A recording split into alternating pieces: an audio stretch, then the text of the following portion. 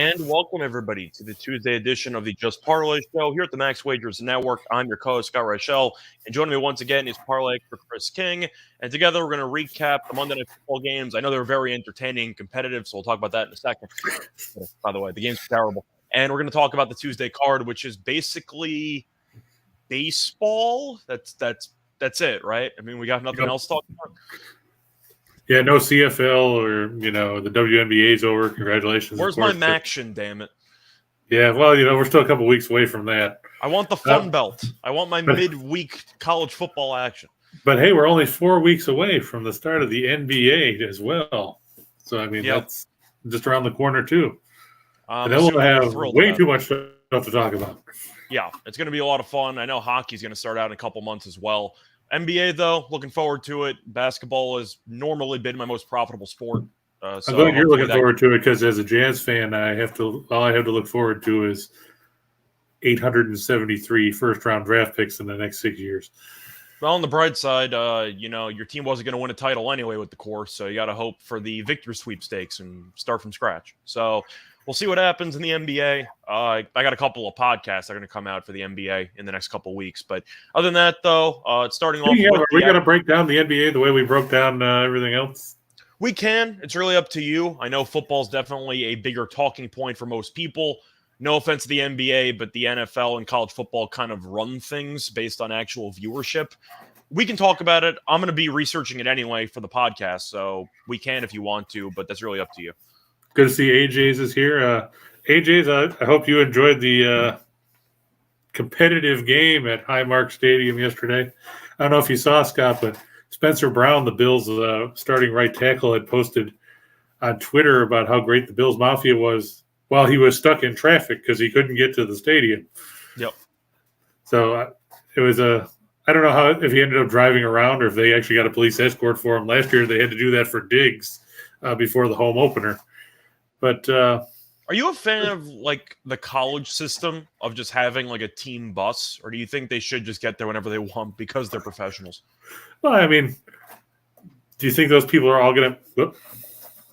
Well, I think the argument though is that if you have that many cars, then one person's likely going to be late. Where if you have everyone in the same car or bus, then you don't have to worry about it. That's kind of my point. Yeah, that's true. I just wonder. You'd have to all meet somewhere to get on the bus, though, unless you're going to have a team hotel at home. Yeah, I was kind of just spitballing, but I was kind of curious. It's not a bad concept. I don't know what kind of response you'd get from the players. I don't know either, because I'm sure a lot of them want to drive in their fancy cars and wear their own, I'd say unique outfits to the games. It's mostly the NBA, like Kuzma and Westbrook and Harden, but still, you get the idea. What I'll do is on Sunday on Bucks Report, I'll ask Big Game James Canada and see what he would think as a former player in the Tony Dungy era. But either way, to go through the games, I think we should go through them in order chronologically. They overlapped by, about an hour in, which I said was actually not that bad because the first game might be over in about an hour and a half, and it was because the Bills absolutely dominated. And then game 2 wasn't close either. So starting off with Buffalo, I didn't learn anything from yesterday. We liked the Bills. I thought that Diggs would torch the secondary. I said on here the Titans are not a good football team. And I think Derrick Henry's basically past his prime and arguably cooked. And I don't think I was wrong about anything in that game. Did you see anything that surprised you? Because it seemed like Tennessee came out, hung around early, which, I mean, you can kind of see coming. The Bills' fourth down play calling is still atrocious. That needs to be talked about. But besides that, the Bills did whatever they wanted. They outgained them by 300 or 400 yards. And the Titans don't have any weapons offensively, and defensively, they're not good either. So did you learn anything? Because I feel like everything we talked about kind of came to fruition. Well, I mean, you're right. They do have to clean up those 3rd and 4th and 1 play calls. I didn't like the RPO where Allen then tried to throw it as he was going down. That wasn't even the touchdown pass wasn't a great play call. Allen just scrambled and Diggs found himself open, but it was a pretty complicated 4th down play call. Just QB sneak the damn ball. You have a refrigerator at quarterback. Just run forward 2 inches. Well, but they tried that last year when he lost his shoe against Tennessee. And it was bad footing, I get it. But what do you think is more likely? A QB sneak mishap again? Or trying to go RPO in the shotgun? I don't understand the shotgun on 4th and short. I need someone to explain it to me because we try to get more analytical, whether it's baseball, whether it's basketball with 3-point shooting, whether it's football. And yet it seems like no coach understands that Brady's converted QB sneaks for 20-something years on 4th and inches. Just sneak the damn ball. Like, I don't understand why you need to go shotgun. It doesn't make any sense to me. The other thing I noticed, too, is I watched the officials call false starts multiple times on Buffalo on a guy who wasn't even on the field because they kept calling it on 75, and that was Van Roten. He was out of the game by the time they whistled for the second and third false starts. It's like, figure out who the hell you're calling the penalty on. The numbers were rough. I actually agreed with the false start call on 4th and 1 because the Titans guy flinched, but I actually didn't think he crossed into the neutral zone. So I actually liked that call. It's a call you never see. Usually when the defense flinches, you automatically call it.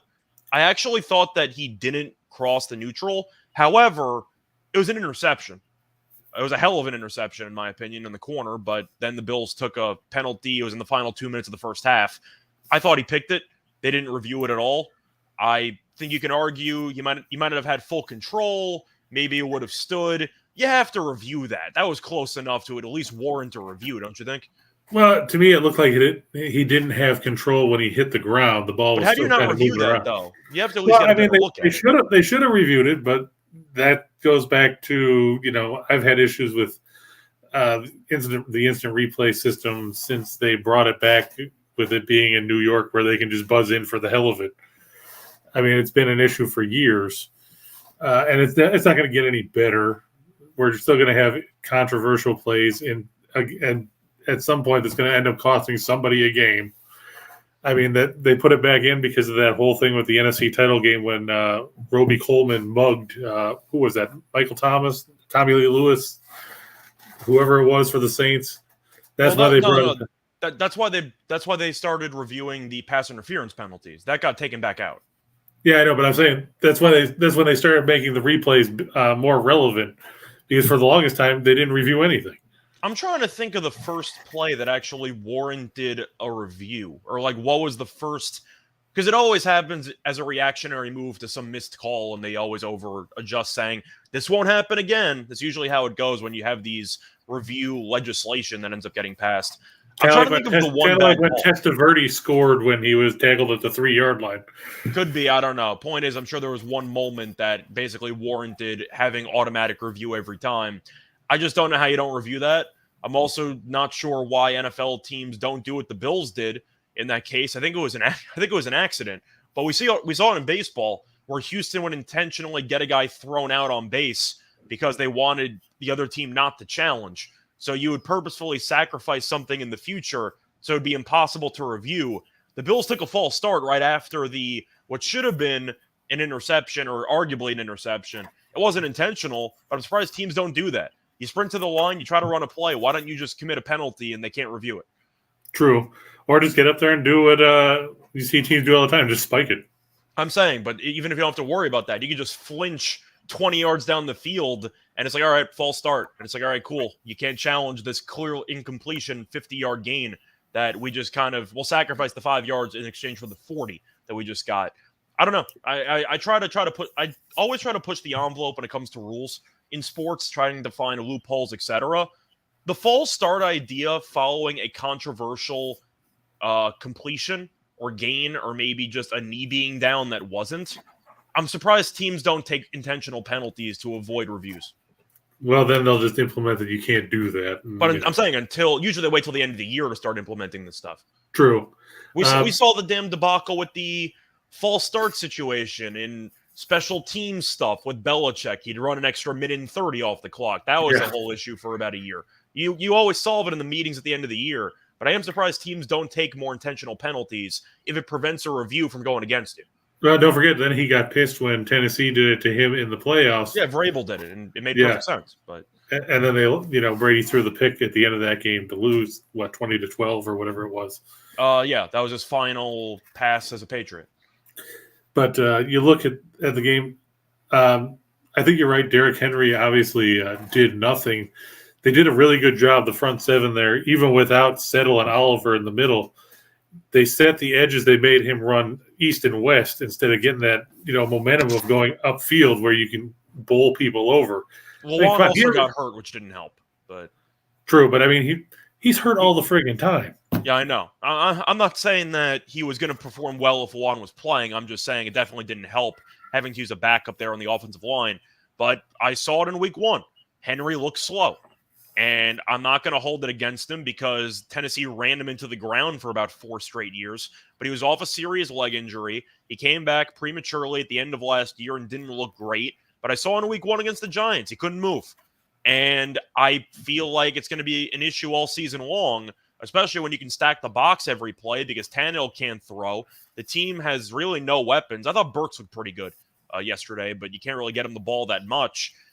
I don't think Derrick Henry looks great, and I'm going to call it out. And also, you have anything else you want to add for that game? Because it really just seemed like the Bills dominated, and they were my Super Bowl pick for a reason. They are the best team in football, and it's really not even close. I mean, they, Henry, I read he was not hitting the backfield on 5 out of his 13 carries. They said he averaged negative 2.6 yards over or under expected yards per carry. They kept calling tosses for a guy that has no explosiveness anymore. Like, I don't understand the play calling. They kept trying to give him the ball 4 yards behind the line of scrimmage, and he just couldn't get anywhere. Like, if you're going to run Henry at this stage in his career, I think it has to be up the middle. But I'm at least pointing it out there that you might want to look for unders on Henry rushing yards because it really does not look good. And Hilliard didn't even play, and he was better than Henry in week 1. Yeah, I don't think you can start limiting the touches for Henry because you're paying him that much money, but I think you got to talk about it. I mean, he really does not look like he's got much left. And, you look at that secondary, Tennessee was playing so far off that, Buffalo didn't have to run the ball because they'd just swing it out there for 7 or 8 yards. Yeah, Diggs just turned around and had about 4 separate receptions for like 9 yards. And then they still burned him over the top anyway. So Diggs, they wouldn't guard at the line of scrimmage. It was a free 7 yards whenever Allen wanted it. And then he actually took some shots and he was still wide open. So, yeah, and so was Kumaro. I mean, Kumaro had that nice catch down the sideline for 40 yards. Even Gilliam was open on one deep play. He overthrew him, but he was still open. Yeah, my brother said he was sad that he missed Gilliam on that one. I'm just saying, if Gilliam, a fullback, is wide open 30 yards down the field, your defense has problems. That's all I'm saying. Well, I mean, when Gilliam scored that touchdown, he had no business scoring on that play. He should have been stopped in the backfield for a 4 or 5 yard loss. How do you miss tackling a fullback? And they missed multiple tackles too. Yeah, they missed multiple tackles on that play. But my main takeaway was what I said before the season. Buffalo's the best team in the league, and I liked them yesterday because they had the extra prep time from Thursday night. And I don't think Tennessee's good, and they don't look good. So I am kind of going to pat myself on the back there because, I mean, the teams are who we thought they were. And now he's Reichel's pulling a Barry Horowitz, patting himself on the back. I'm just saying. I mean, we called that game to a T. And then the late game, or the later game, I guess, was the Vikings-Eagles. And I know that the value we talked about was potentially on Minnesota. There was no way I was going to bet on Kirk Cousins in primetime. And he sucks in primetime. Nothing has changed. They switched coaches. And Cousins still looked extremely nervous the entire game. And you can tell Minnesota was screwed in the first quarter because they had immediate back-to-back 3-and-outs. And it looked like they were calling the most conservative game possible for the first quarter. Then Cousins went on that scoring drive. A couple of, wide open receivers. He made a couple good throws. And the game was over after that. You had the bomb to Watkins. And Minnesota didn't score again. They didn't do anything. They blocked that field goal. I thought they were going to do something there, and that came up empty as well. But yeah, Dalvin Cook had 6 carries for 17 yards. He didn't target Thielen until the fourth quarter. How do you go 3+ quarters without throwing to your number 2 receiver? Especially when Slay has an interception or 2 at that point, you kind of assume that he would start throwing it to the guy not double teaming Justin Jefferson going in, but that kind of also goes into what I said in yesterday's game. I know you mentioned the Thielen over in receptions, which made sense if you wanted to go by trickle down theory and the fact that Jefferson would be basically triple teamed. Thielen finished with 4 receptions for 54 yards. I still don't think Thielen looks good out there. I don't think he has much explosiveness left. He's had a lot of injuries in the past, nothing serious like Henry's injury, but it's still a lot of small injuries that have added up over the years. Did you think Thielen looked good? Because I don't really see him generating much separation anymore. No, he didn't look great, but I mean, you could use him, in, like I said, as a slot guy. A guy like, not to mention the next bill, but Cole Beasley, who just signed with Tampa Bay. I'm surprised he was still a free agent. I figured the Cowboys might have wanted him back because they don't have many receivers. But whatever. Either way, I get what you're trying to say. Move around the formation, try to get him more involved, give him a screen pass or two. But I don't think Thielen is that good anymore. And people want to talk about his touchdowns from last year. I get it. In short yardage situations, he might be fine. But you look at his yardage last year, it was terrible. You look at his injury history, he's had a lot of leg issues. I don't think Thielen's got much left in the tank. And he might not, but I mean, when you're throwing to Johnny Munt in the first half and you haven't targeted Thielen, you got to wonder what the hell you're thinking as an offensive coordinator. I mean, they tried to force it to Jefferson. He was targeted 12 times. They targeted Irv Smith 8 times. He caught the dump off for the touchdown. He also dropped a pretty big pass there in the middle of like the second or third quarter. I like Smith yesterday, but he had a touchdown. He really didn't look good either. He just got a bunch of targets. Yeah, and, the Minnesota defense, for all the good they did in the win over Green Bay, they looked sucky yesterday. I mean, they didn't stop the run. They, like you said, they gave up the big pass to Watkins. Dallas Goedert had a big game. Devontae Smith caught all 7 passes that he was targeted with. And you made Jalen Hurts look like Patrick Mahomes. Yeah. 26 of 31, 333 yards. Yeah, you sacked him 3 times. But who cares because you couldn't move the friggin' ball to save your life. 26 of 31 for Jalen Hurts. That's absurd. That's inexcusable. And I know that Hurts has improved as a passer. There were a lot of really large windows. And the Watkins throw is either a blown in coverage or an awful defensive coverage because, he was wide open by 15 yards. Yeah, I think it was just a blown coverage. It looked like the corner dropped him, thinking that a safety was going to be back there, and he ran right by Harrison Smith. Yeah. It was piss poor all around. But you look at Minnesota's possessions, 3 and out, 3 and out. They scored the touchdown, then 3 and out, then three more plays and a punt. Then they threw an interception on the drive to start the second half. I was going to say, they had one. What'd they have? They had one drive with any first down of any kind out of like 4 possessions in the first half. Yeah. It was 3 3-and-outs and a touchdown. You can't go 3 and out on 3 separate drives. 4 3-and-outs. Sorry, 4 3-and-outs and 1 touchdown drive out of 5 drives in the first half. I get that Cousins is awful in prime time, but at least take some shots. They came out so conservative, and they were already down 7-0. Hurts immediately led a touchdown drive. I believe it was 6 for 6 on the drive. And Minnesota just called a bunch of check down passes to start the game. And I'm wondering, you realize you're down 7-0, right? You're going to have to take some shots in this game. They just didn't do it. And by the time they started to, they were already down too much, and Cousins threw a bunch of picks at the end. I didn't think Cousins would perform that well in prime time because he never has. But I was not a fan of the play calling in the first half. It was way too conservative for my liking. Yeah, second half, pick, an 11-play drive that covered 27 yards. So that's real effective. You went from your own 10 to the 37. Just saying, you had 0 points as a whole in the second half. So by the time that Cousins started to open it up a little bit and the time the play calling resulted in a lot more shots downfield, you're already down 17 points. You waited way too long to be aggressive. And I know that the aggressiveness didn't work because Cousins threw 3 interceptions, but it's more principle. You can't – the whole issue that Cousins has kind of run into in his Monday Night Football career is the fact that it seems like his teams always go down early because they never take any shots early in the game. And you can't only start throwing the ball downfield when you're down 3 possessions in the second half. Yeah, and they gave up 10 points in the final 2 minutes of the first half. And that was something Dan Patrick was talking about this morning. The Vikings, since the start of the 2020 season, have given up an average of more than 5.5 points a game in the last 2 minutes of a half. Are you a fan of Dan Patrick? You watch his I was listening to him. I don't mind him. He's fine. I liked him when he was on SportsCenter. He's funny in Adam Sandler movies. I was just curious because I think he's good. I didn't realize you listen to Dan Patrick. Yeah, I listen to, because we have not one but two different sports radio stations here. Because God forbid, Fancy.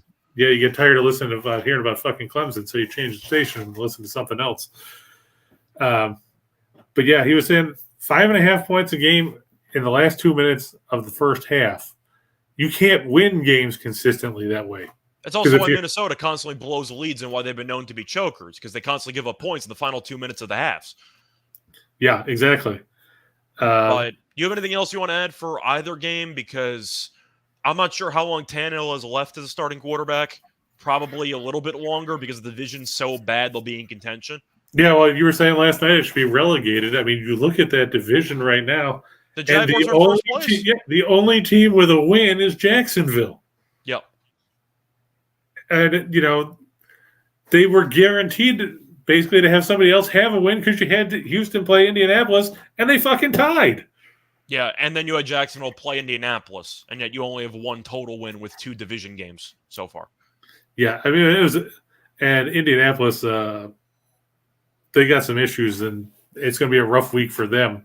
One thing I did want to ask you about, get an early read on you, because now, we've seen Buffalo. They've rolled the Rams. They've rolled Tennessee. Now they face Tua Tagovailoa and the Dolphins. I know everybody's high on Miami because of Sunday's game and coming back against a beat-up Baltimore team. What do you make of that game down in South Beach at Hard Rock Stadium? Oh, from what I've seen in the past couple of years, the Bills absolutely murder Tua every time they play. I don't think they've had a competitive game since he's become the starting quarterback. The Bills win every game by what, like 3 touchdowns every time they play? Yeah, Allen has won the last 7 meetings with the Dolphins. They've outscored Miami 258 to 123. The thing is, Miami had the phenomenal comeback once again. I guess the only concern is the Bills on a short week, but I really don't care because they pulled everyone in the fourth quarter because they were up by 30 at the time. I think the Bills crush them. I still don't know if Miami's actually a very good football team or not. Now, don't get me wrong. It was a phenomenal second-half performance by Tua, and the Ravens' defense clearly was either gassed or fell apart. Or both. Tua, I was going to say, or both. Tua still wasn't very good in the first half. Like, the team still went down 3 touchdowns in the fourth quarter and had to come from behind. They couldn't stop Lamar Jackson in Baltimore for the entire first half. I have concerns about Miami's defense. I think Buffalo goes up and down, scores 30-something points, especially with Byron Jones still being out. I think Buffalo wins handily. I think that Miami had a very nice win. I give them props for it, but they still fell behind by 3 touchdowns to Baltimore. I think Buffalo comes out and smacks them, if you want my honest opinion. Now, I could be wrong. Maybe Tua proves me wrong. Buffalo's defense looks a lot better than Baltimore's right now, and the offense is better than Baltimore's. I just couldn't get over the fact that Miami couldn't get a stop in the first half. Yeah, and like you said, Tua made some questionable decisions. Like you said, that deep ball where he forced it out there to basically nobody. What do you have? He had 2 picks in the first half against Baltimore? Yeah, both of Marcus Williams. AJ said the Bills haven't played all their starters. James says the Bills are out for blood. Gabe Davis also didn't even play yesterday. Didn't even matter. Yeah, he didn't play, so they got production from, Kumaro. They got production from Crowder. It was mostly Diggs, but, I mean, it didn't really matter. I mean, but you're right. Diggs had a big game. We said he was going to – you figured he'd go for at least 100. I said 8 receptions, 120. I think he had, 10 receptions for, 140. Yeah, 12 for 148. Yeah, close enough. And 3 scores. So, I mean, they kept flashing the graphic on the screen. I don't know if you were still watching the game at that point. Diggs had more receptions and more yards than the entire Tennessee team.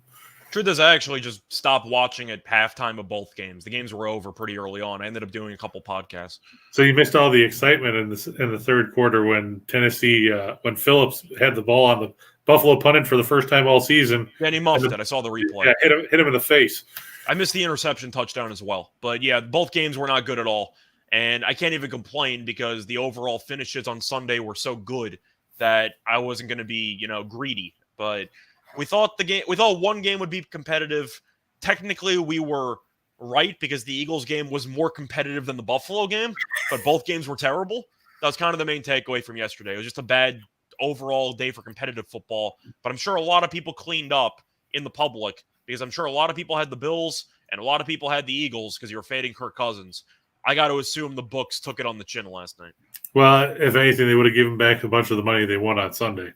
I'm just saying, though, probably, but you're looking at the home teams dominated, the home teams covered. Kirk Cousins got killed, and the Bills, who are looking like the best team in the league, dominated again.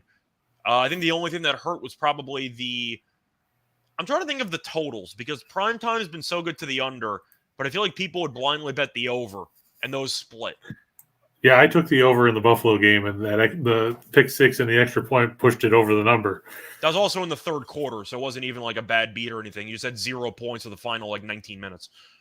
Yeah, because Buffalo didn't care at that point. I mean, they just kept handing the ball off after that. I mean, Keenum threw 2 passes, but nobody really cared. Yep. And Tennessee, I mean, credit to Hassan Haskins. He outrushed Derrick Henry. Yeah, on 4 less touches. I do want to ask about Buffalo quickly, though. It's not really an important topic of conversation, but I want to bring it up. Buffalo didn't run the ball at all. They shouldn't have, because they had whatever they wanted in the passing game. But Singletary had 6 carries for 19 yards. Moss had 3 carries for 17 yards, but he got stuffed a couple times early in the game. In fact, he had 1 carry for 17 yards. So I believe he had 2 carries for 0, and then he broke the last one for 17. Cook actually looked pretty good. He had 11 carries for 53. He did have a 33-yard run there, so 10 carries for 20 yards besides the one outlier. What do you do with the backfield? I don't think they have many good options. It doesn't matter because Buffalo's incredible throwing the ball. But moving forward, who do you actually like the most in that backfield? I think Singletary's still going to be the top option. Cook is going to be a third down kind of guy because he's elusive and he can do stuff out. You could probably split him out in the slot if you wanted to. You could have him and McKenzie in dual slots, or something like that. Moss is going to be probably your short yardage type of back, but he's got to do better than not picking up 3rd and 1. Not only not picking it up, I think he might have lost like a yard or 2 on that play. That's possible.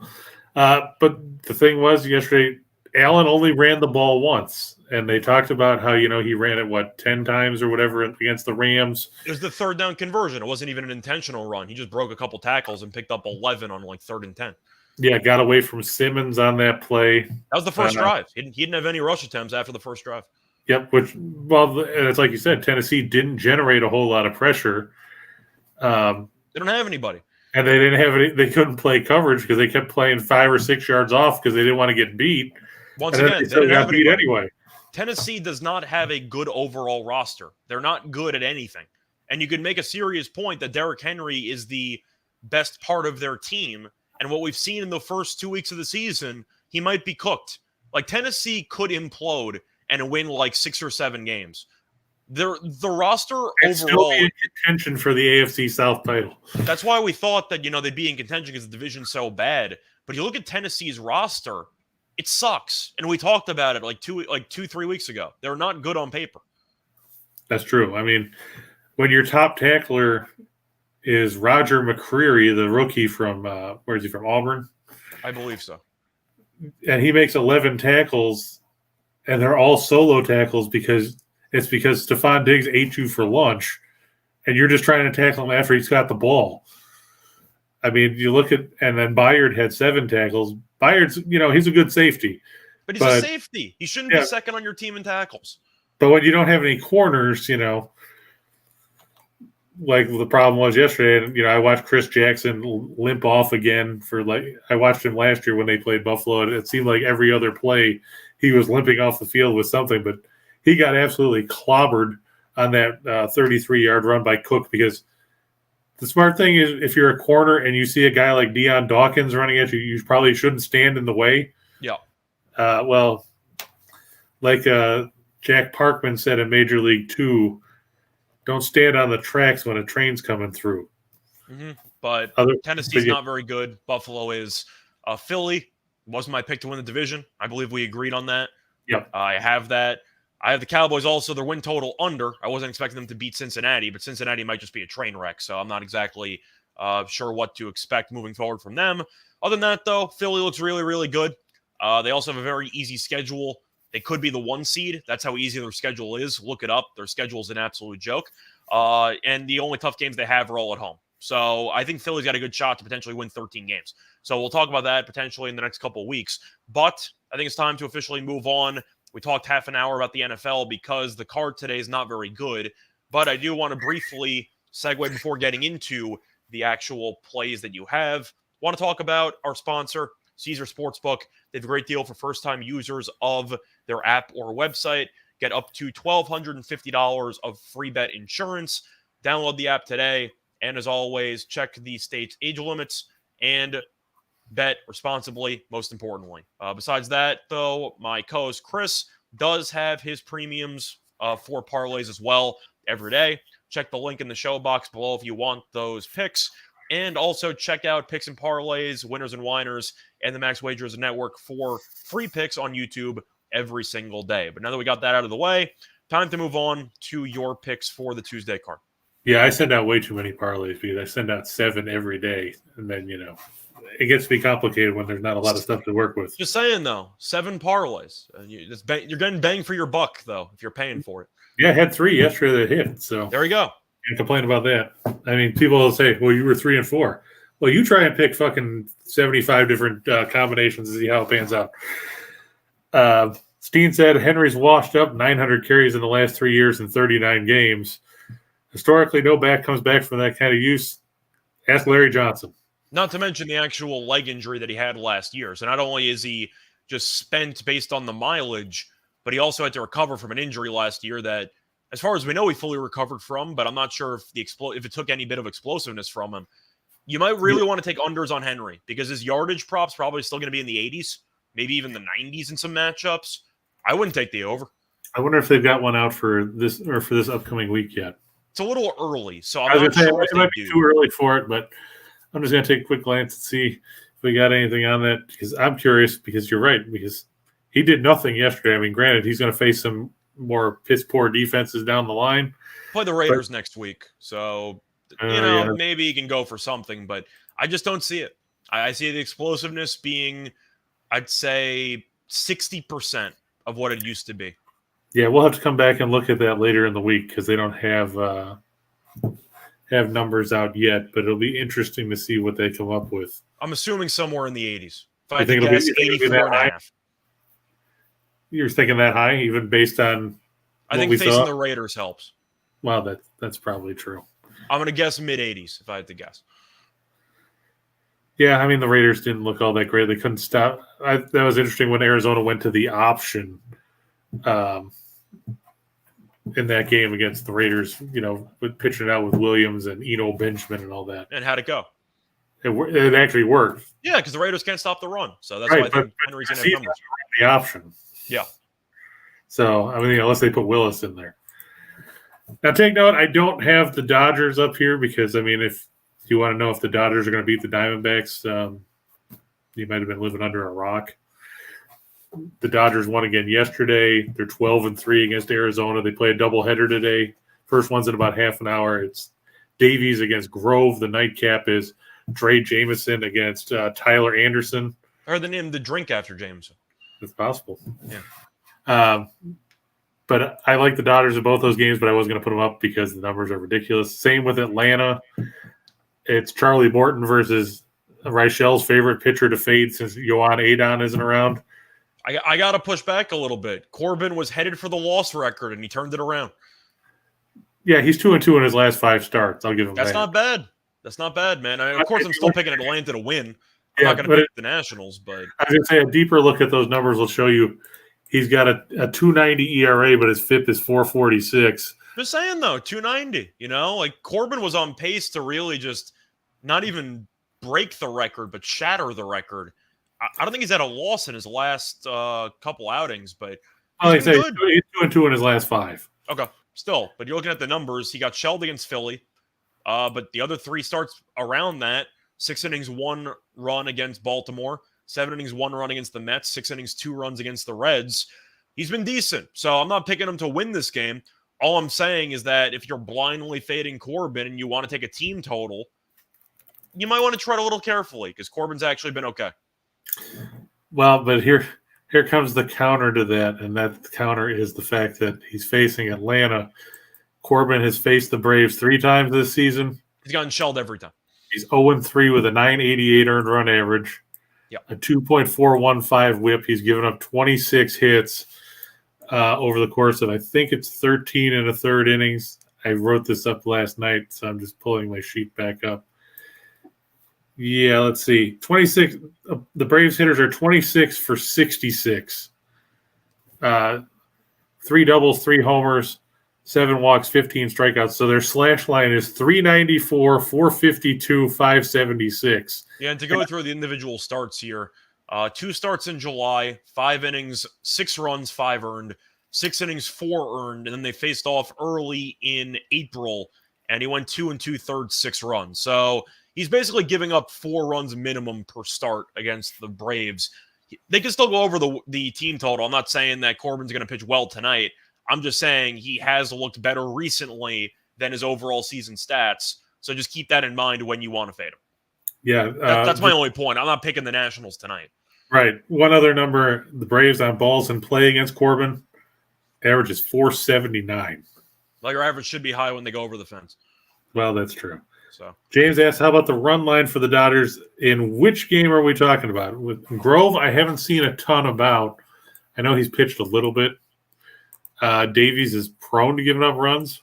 I mean, Davies has no velocity on anything, so you're assuming that the Dodgers might get to him early and often there. Maybe a team total if you think that Grove might struggle, so you could just fade Davies entirely. I'm not a Davies guy. To look at the later game though, with the Dodgers with Anderson on the mound against Jameson, I don't know enough about Jameson. He's made 1 start. I know he gave him no runs. I just don't know what to fully think about him. I mean, of course, I like Anderson.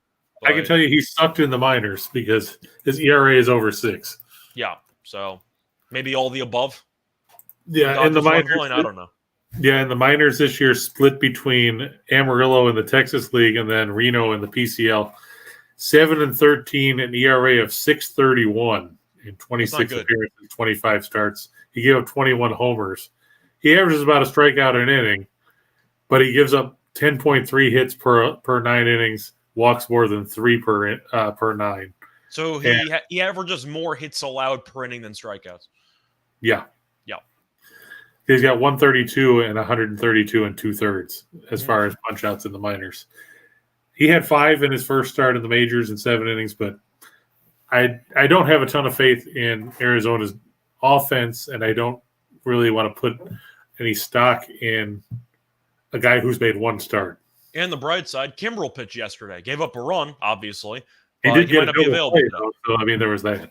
Oh, he also hit back-to-back batters to load the bases with no outs. So well, I didn't say he was good. I'm just saying. He shouldn't. You could argue he shouldn't be on the playoff roster. That's how bad he's been. But still, he might not be available today. Yeah, James said the second game. Yeah, I would back Anderson on the run line there. Yeah. JC said 90% of parlays I bet lose with 1 loss. Yeah, that happens all the friggin' time. Happened yesterday because I would have had 2 other ones except the Vikings choked. Yep. Round Robins. Scott, what's your take on Round Robins? I think they're fine. It's a little bit tricky if you're unfamiliar with it because you have to divide up X amount of money per parlay. And if you win all of them, your payout's going to be less than it would have been had you just done it straight, obviously, because you're kind of limiting your risk there. I'm fine with it, but people always wonder, how much do I actually like these picks? How much should I put on each parlay? There's a whole lot of other variables to consider, but I think if you are worried about constantly losing parlays by 1 pick, or maybe you just like a lot of plays and you're afraid as a fail-safe, one of them doesn't go your way, and you want to leave with something, I don't mind it. You? Yeah, I agree.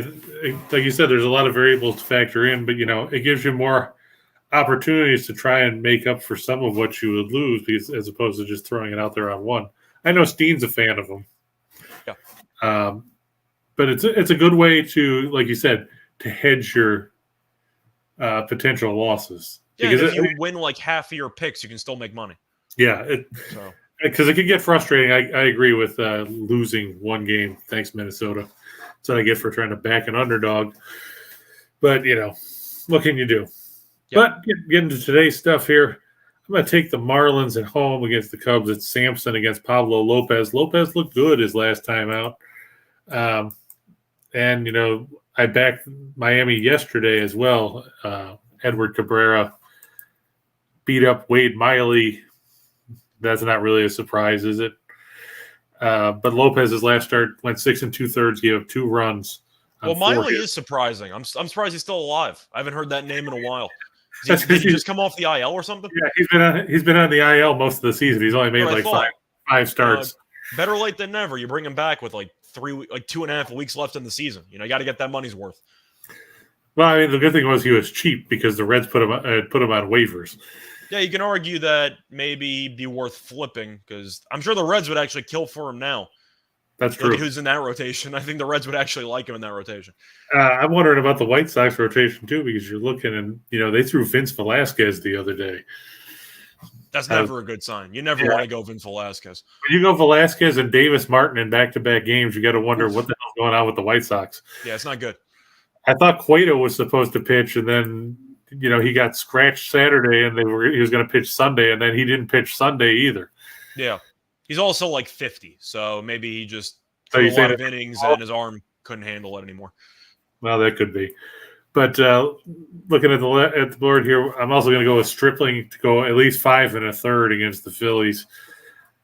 Seems like a low number for Stripling, who's pitched pretty well in recent outings. Philadelphia seems to be heading the wrong direction at the wrong time. Well, Philly's been a streaky team all season long, so that's not exactly surprising. But, I mean, they've lost 4 in a row coming into this when they were swept by Philadelphia not by Philadelphia. They were swept by Atlanta over the weekend. I guess the plus side is they're at home. So maybe that'll work in their favor. But you look at Stripling's last few starts. He's been good. Yeah, he's gone at least 6 innings in each of his last 6, dating back to mid-August. Going 5 1/3 seems a little low, doesn't it? It does. I guess the argument could be Toronto had a day off yesterday, so the entire bullpen's fresh, so maybe they could pull him early, but I think he'll probably go over. I mean, I'm looking here. Each of his last 6 starts are quality starts. He went 6 1/3, gave up no runs against the Orioles on August 17th. Then 1 run and 6 against Boston, 3 runs and 6 against the Angels, 3 runs and 6 against Pittsburgh. Yeah, you just have to worry about him not getting shelled. I mean, that's basically what it's going to come down to. And he beat Philadelphia in his first start against them just before the All-Star break at Rogers Center. Through 7 scoreless, gave up just 2 hits. Okay. Or, I'm sorry, he gave 2 runs, none earned in an 8-2 Toronto win. On the other side, we talked about the Mets yesterday. Corbin Burns does not look good, Scott. No, and it's funny because you mentioned Alonso, and I said, well, Burns throws a lot of strikes, and Alonso's a free swinger. And I believe he had a home run on like an 0-2 or a 1-2 count. Just threw a pitch right down the middle, and Alonso crushed it. Yeah, Burns has not been good down the stretch. Yeah, I had Burns under 6.5 strikeouts because he had been so downhill with that lately, and he didn't get there. So that worked out. The White Sox over the Guardians. Who would have thought at this point that we'd be talking about the White Sox playing better baseball without Tony La Russa? This series probably determines the division, right? I mean, you can argue that if Chicago wins 1-2 or wins 2-1, I should say, in the series, then maybe you have something going. But they're 3.5 back now, I believe. If Cleveland wins this series, I personally think it's curtains, but we'll see. You agree with that? Or do you think it's too premature? No, I think you figure after this series is over, there's going to be 12 games left because Cleveland's 80 and 67, Chicago's 76 and 71. Yeah. So mathematically speaking, there's either 15 games left or, basically 15 games left. Yeah, there's 15 left now. By the time the series is over, we'll have a dozen. This one, I'm leaning towards the White Sox. It's Cease going against Savale, and I can't trust Savale to do shit. I was going to say, Cease is also very good, and I stand corrected, by the way. The White Sox are 4 back. Yeah, that's because Cleveland won yesterday and Chicago was off. Yeah, if Cleveland wins this series and they go up 5 with basically 12 games left, I think it's over. If Chicago wins this series and cuts it to 3, then maybe you have a race on your hands. And if Chicago sweeps, then you got a serious race on your hands. Yeah, I was going to say, because then it's only a 1-run or a 1-game margin. For the record, I don't think Chicago is going to sweep, but yeah, Savale has no wins in his last 9 starts. No, the White Sox should win, but it's also this could be the division right here because if the Guardians beat Cease with Savale, I think the division might be over anyway. Because I mean, this is the game that you need to have if you're Chicago. You have your ace on the mound against Savale. You really can't ask for a better spot to gain a full game in the division race. You need to win tonight. And on the flip side, too, of that, Savale hasn't pitched in 3 weeks. He's been on the shelf. Chicago better win tonight. If not, I think that they're cooked in the division. Yeah, because I don't think you can really rely on Lance Lynn or Giolito to and you mentioned Velasquez was pitching. Cueto's potentially on the shelf. Their arms are falling apart right now. Yeah, I'm going to look and see if there's anything about Cueto because it was weird. I don't think he's on the IL, though. Yeah, I just wondering what it was that they said he wasn't going to pitch him, other than, like you said, okay, he's cleared to start Thursday. He was apparently had an illness. Okay. But he's now been cleared. It said he was experiencing bouts of dizziness.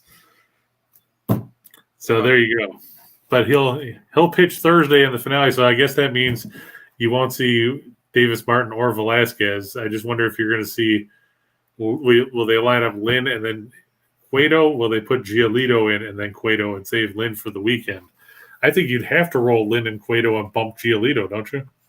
Yeah, I think you have to. But the point is, it's kind of dire straits for the White Sox rotation. We're not talking money for nothing and your chicks for free either. Yeah. Well, the money has been for nothing because they're paying a lot of money and they're not going to win the division. Buddy's House of Food said he loves round robins. You just have to put up more money. Yep.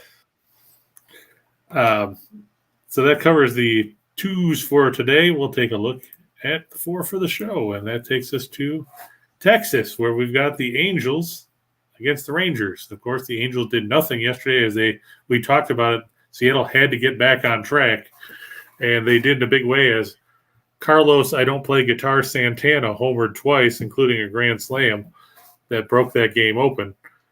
Tonight, the Angels go with Patrick Sandoval, who Scott probably is the best 5-9 pitcher in baseball with an ERA of 2.99. Been incredible. Last 7 starts, 1.69 ERA. Going against Cole Reagans. There's my play of the day. Was it? I got the Angels' first 5. I don't want anything to do with the Angels' bullpen. Just give me the first 5.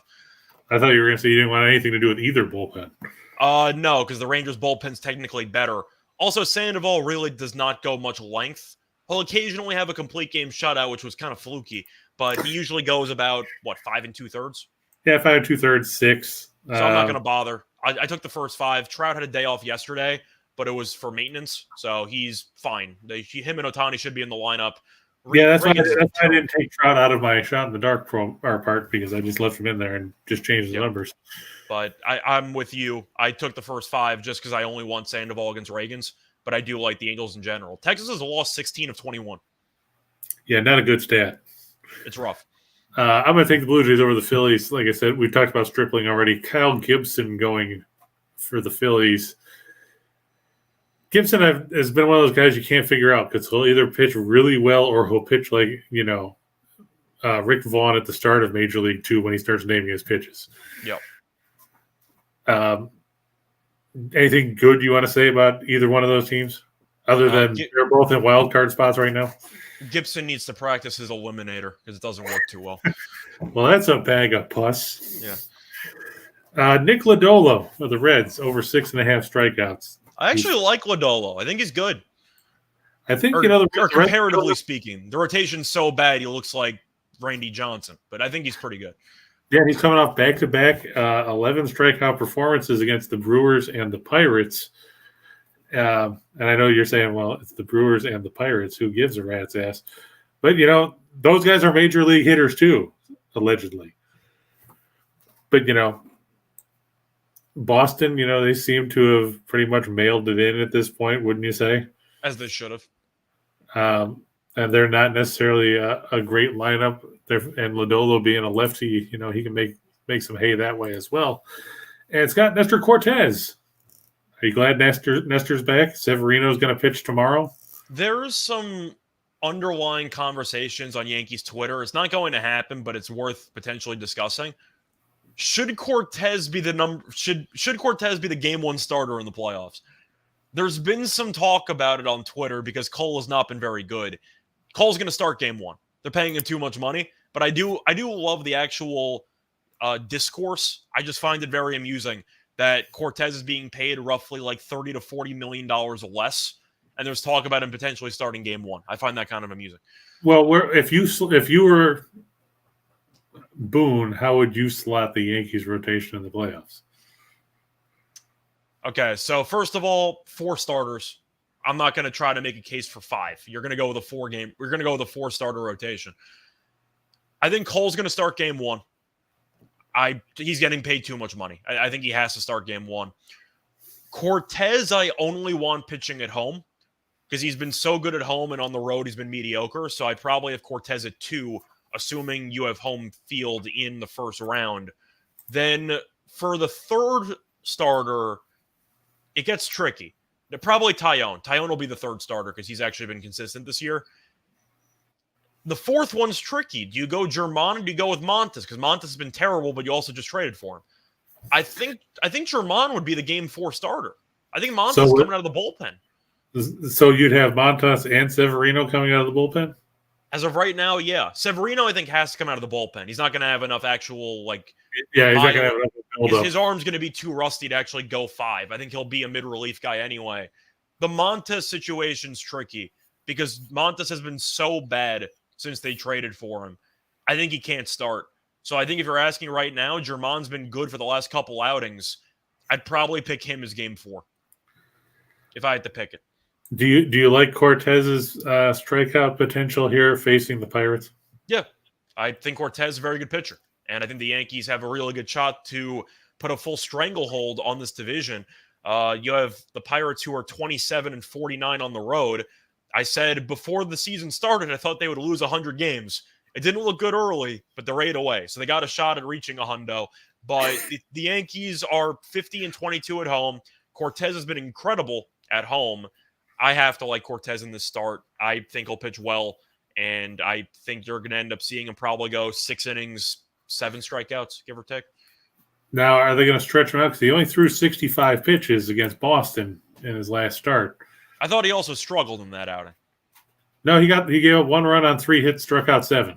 But how many innings did he pitch? 5. Okay, I thought that he got into trouble a decent amount. But okay, I guess it was better than I thought it was. I don't know. Potentially, we'll see. Because this will be his 3rd start since coming off the IL. They're also off a day off. So I'm not sure if they're going to ramp up the pitch count incrementally or if they have a full bullpen. So maybe they'll bring in a long relief guy and kind of piece it together. I'm not sure. Even if they run him up to 75 or 80 pitches, you have to think he can get past this number, especially facing Pittsburgh. Pittsburgh swings at everything, so yeah. And my thought process was, I was looking at this. You know who O'Neal Cruz reminds me of when you stick him in a leadoff spot? A guy that used to play for your team, and he played for mine. I was going to guess Curtis Granderson. Alfonso Soriano. Okay. I thought Granderson was a decent call. Yeah, Granderson's a decent call too, but Soriano was one of those guys that would bat about 240, but you put him in the leadoff spot because you had the chance of going up 1-0. I got distracted by the lefty portion of it, and Granderson also batted leadoff for the Yankees for a little bit. I think either or could work. But I mean, O'Neal Cruz is not a good leadoff hitter, batting 221.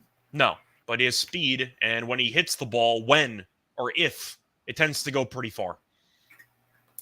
Ryan says, do we like a Yankees and Braves money line parlay? I guess if you want to pay -3 something on each of those. Yeah, I mean, it's one of the situations where you're going to be like, sure, because the Braves should win and the Yankees should win.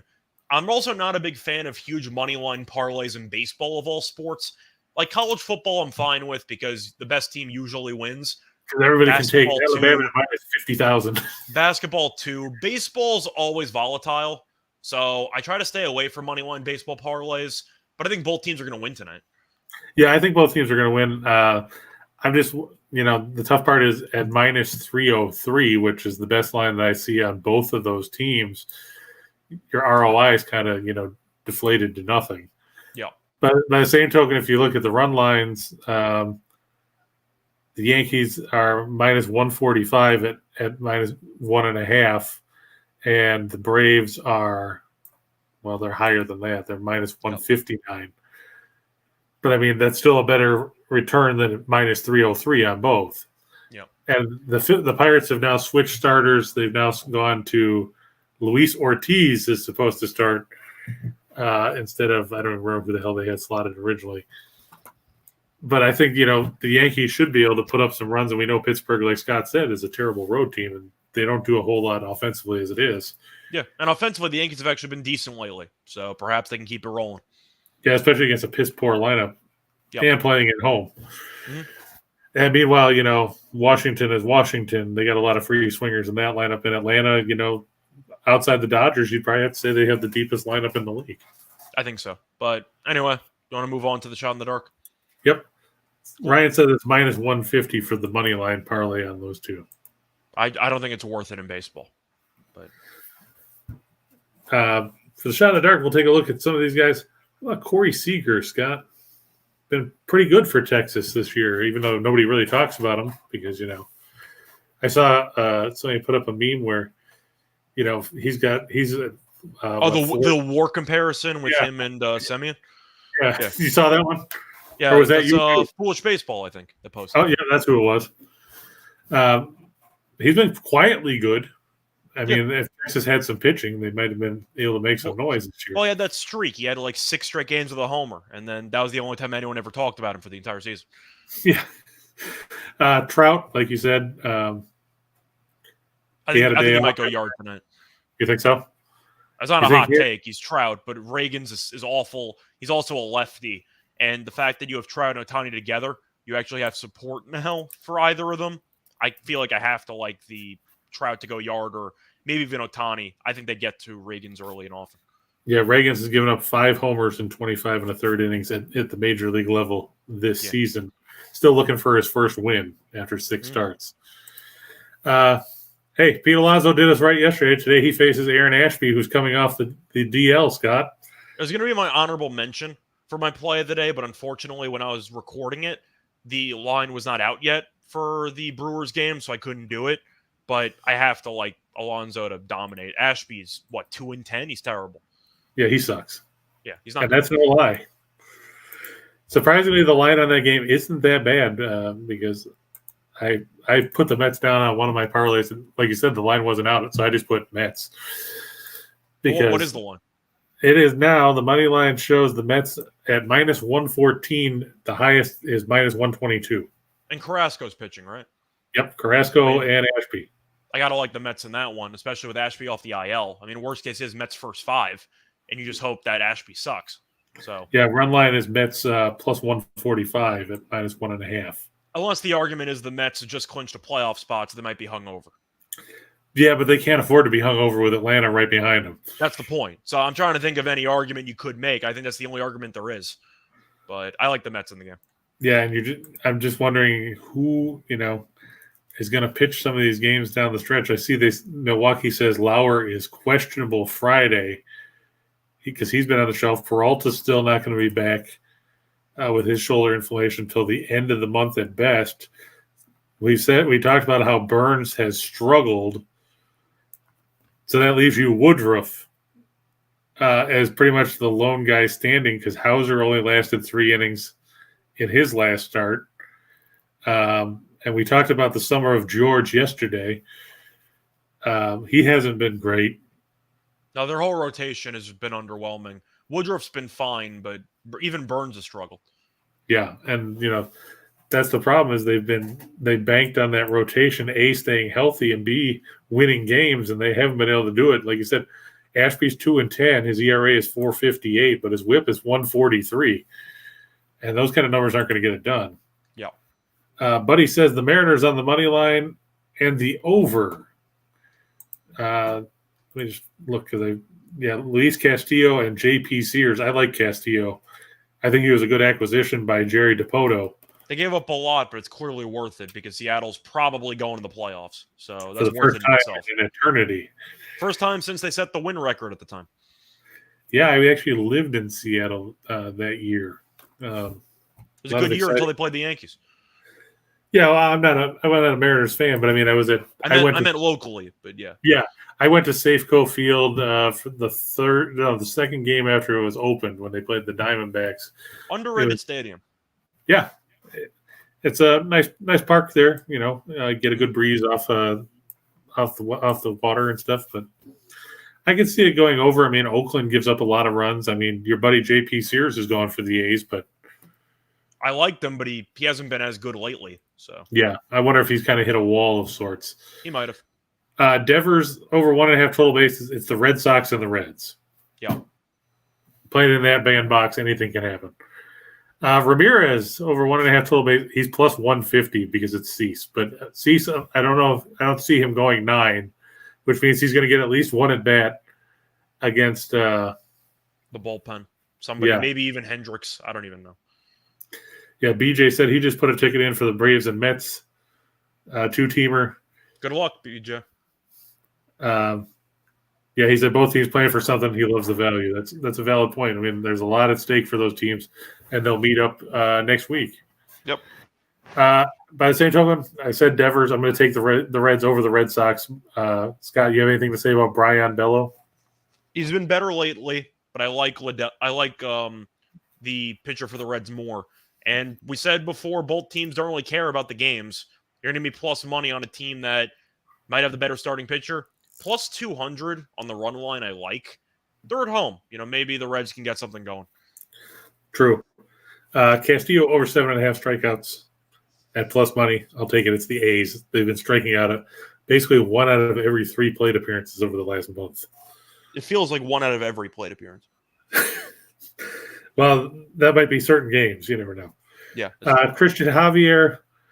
We talked about when Nathan was saying yesterday that Luis Garcia sucks. And I said I'd like to have a number 4 starter that has 12 or 13 wins and an ERA in the 4s. It was good yesterday. Yep. And, the Astros won that one. I look for Javier to get over 6.5 strikeouts here. I mean, he's punched out at least 8 in, I think, 3 of his last 4. And let's face it, Tampa Bay still can't hit half the time. Yep. Charlie Morton over 7.5 strikeouts. He's facing Washington. There's no Josh Bell. There's no Juan Soto. Some of those guys look like they should be hitting with wiffle ball bats.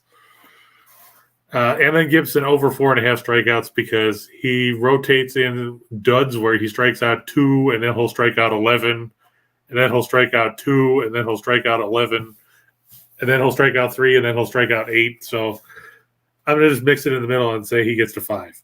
Fair enough. But either way, if all of those hit, then you make either $291,000 or you take the Reds on the run line and it pays out $417,000. In other words, you retire on the spot if you hit that parlay. But anyway, you send all the money to the Me Foundation so I can get better stuff. I prefer the Human Fund personally, but still, well, that one works too. Yeah, but either way, we'll be back once again tomorrow to break down the Wednesday card. Spoiler, it will also only be baseball, is what it is. But until next time, good luck to all of you. We'll have college football and the NFL. So that is true. But until next time, good luck to all of you and all of your bets. Bye, everyone.